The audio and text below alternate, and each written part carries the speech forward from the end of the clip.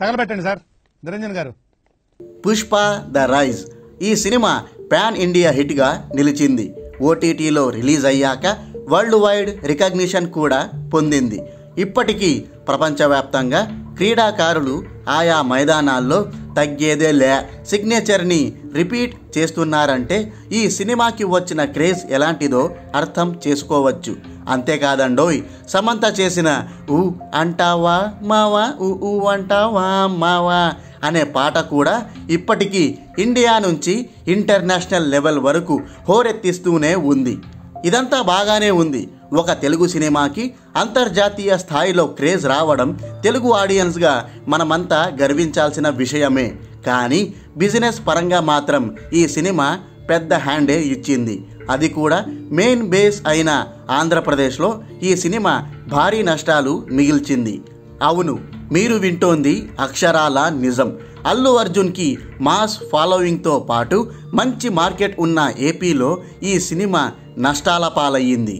Hit కాంబినేషన్గా పేరొందిన సుకుమార్ బన్నీ కాంబోలో ఇది 3వ సినిమా కావడం, రెడ్ శాండిల్ స్మగ్లింగ్ నేపథ్యంలో ఇది రూపొందడం, ప్రోమోలన్నీ ఇంట్రెస్టింగ్గా ఉండడం, రిలీజ్కి ముందు ఈ సినిమా 10 కేజీఎఫ్లకి సమానంగా ఉంటుందని విపరీతమైన క్రేజ్ రావడంతో డిస్ట్రిబ్యూటర్లు పుష్ప థియేట్రికల్ రైట్స్ని భారీ రేట్లకు కొన్నారు. దీంతో ఈ సినిమా ఒక్క తెలుగు రాష్ట్రాల్లోనే 102 కోట్ల ప్రీ రిలీజ్ బిజినెస్ చేసింది. మరి ఫుల్ రన్ లోపు ఈ సినిమా అంత మొత్తాన్ని రికవర్ చేసిందా? లేదు, చేయలేదు. అంతకంటే తక్కువ వసూళ్లతోనే ఇది చాప చుట్టేసింది. రిపోర్ట్స్ ప్రకారం ఈ సినిమా 2 తెలుగు రాష్ట్రాల్లో కలుపుకొని తన ఫుల్ రన్లో 83 కోట్ల 60 లక్షల షేర్ మాత్రమే కలెక్ట్ చేసింది. ఈ లెక్కన ఈ సినిమా చేసిన బిజినెస్లో నుంచి ఈ కలెక్షన్లు తీసేస్తే 18 కోట్ల 40 లక్షల నష్టాలు మిగిలాయన్నమాట. ఏరియాల పరంగా చూసుకున్న ఏపీలోని ప్రతి ఏరియాలో ఈ సినిమా హక్కులు కొన్న డిస్ట్రిబ్యూటర్లు నష్టపోయారు. బాలీవుడ్లో కలెక్షన్ల సునామీ సృష్టించిన ఈ సినిమా ఏపీలో ఎందుకు అంత భారీ నష్టాలను చవిచూసింది? అందుకు కారణం టికెట్ రేట్లను చాలా తక్కువగా కేటాయించడమే. ఆ సమయంలో సినిమా టికెట్ రేట్ల విషయంలో ఏపీ ప్రభుత్వం ఎంత కట్టుదిట్టమైన చర్యలు తీసుకుందో అందరికీ తెలుసు. పాపం సినిమా టికెట్ రేట్లు ఎక్కువగా ఉండటం వల్ల ఏపీ ప్రజలందరూ నానా ఇబ్బందులు పడుతున్నారని, చివరికి తినడానికి తిండి లేక పస్తులు ఉంటున్నారని చెప్పి ఏపీ ప్రభుత్వం ఉన్నపళంగా టికెట్ రేట్లను తగ్గించేసింది. సామాన్య ప్రజలకు అనుకూలంగా ఉండేలా టికెట్ ధరలను 5 రూపాయలే కేటాయించింది.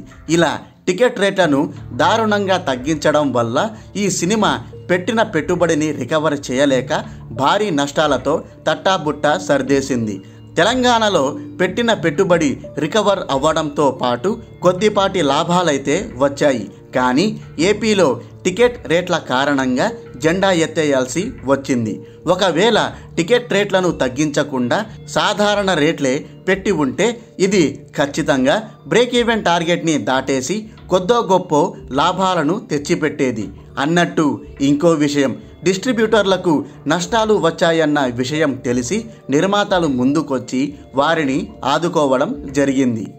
ఇక బాలీవుడ్లో ఈ సినిమా ఏ రేంజ్లో తాండవం చేసిందో ప్రత్యేకంగా చెప్పుకోనవసరం లేదు. మొదట్లో కలెక్షన్లు తక్కువే వచ్చినా పాజిటివ్ టాక్ కారణంగా మెల్లగా పుంజుకుంటూ ఏకంగా 100 కోట్లకు పడగలెత్తింది ఈ సినిమా. టోటల్ రన్లో 101 కోట్లకు పైగా నెట్ కలెక్షన్లు రాబట్టింది. అందులో నుంచి షేర్ వసూళ్లను డివైడ్ చేస్తే 51 కోట్ల 40 లక్షల షేరు వచ్చినట్టు తేలింది. హిందీ గడ్డపై ఇది ఆడుతుందో లేదోనన్న అనుమానంతో కేవలం 10 కోట్లకే హిందీ రైట్లను అమ్మారు. అయితే ఇది అందరి ఊహాగానాలకు మించి భారీ కలెక్షన్లు కొల్లగొట్టి 41 కోట్లకు పైగా లాభాలు తెచ్చిపెట్టింది. ఇక Tamil Nadu, rest of India, Karnataka, Kerala, overseas ఏరియాలన్నింటిలో ఈ సినిమా మంచి లాభాలే తెచ్చిపెట్టింది. ఏపీలో వచ్చిన నష్టాలను ఈ లాభాలు కవర్ చేసేశాయి. రిపోర్ట్స్ ప్రకారం ఈ సినిమా టోటల్ రన్లో వరల్డ్ వైడ్గా 184,65,00,000 షేర్, 360 కోట్ల గ్రాస్ వసూళ్లను నమోదు చేసింది. ఓవరాల్గా 145 కోట్ల ప్రీ రిలీజ్ బిజినెస్ చేసిన ఈ సినిమా 39,65,00,000 లాభాలు తెచ్చిపెట్టి బ్లాక్ బాస్టర్ హిట్గా నిలిచింది.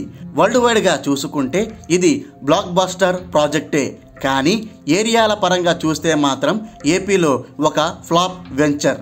అయితే ఏపీలో ఇప్పుడు టికెట్ రేట్ల సమస్య తెగిపోయింది కాబట్టి ఈసారి సీక్వెల్ మంచి లాభాలే తెచ్చిపెట్టొచ్చని డౌట్ లేకుండా చెప్పుకోవచ్చు.